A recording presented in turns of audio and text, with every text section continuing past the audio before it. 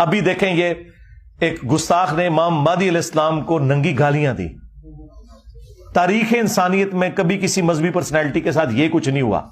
لوگوں نے جھوٹا کذاب کہہ دیا, کسی پہ زیادہ لعنت کر لی, لیکن یہ ماں بہن کی گالیاں بائی نیم یہ آج تک کبھی نہیں ہوا تھا.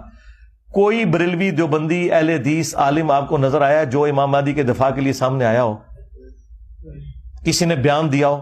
علیحدگی میں جب انہیں کہا وہ کہتے نہیں, وہ ساری پبلک پھر خلاف ہو جائے گی, ایت گستاخی ہے, پر ہم اپنے حصے کی گستاخیوں پہ بولتے ہیں. مجھے بتائیں اگر حضرت ابوبکر کی شان میں اس طرح کی کوئی گستاخی پاکستان نہیں ایران میں ہوئی ہوتی, ادھر ان جماعتوں نے پورا ملک بند کر دینا تھا, نہیں تھا کرنا. تو اس کا مطلب یہ 2 نمبر لوگ ہیں, بے ایمان لوگ ہیں. ویسے تقریروں میں کہتے ہیں ہم جو ہے وہ صحابہ کے دفاع کے لیے, اہل بیت کے دفاع کے لیے, حسن و حسین کے دفاع کے لیے نکلیں گے, اور ہے یہ بندر ہیں بنو امیہ کے.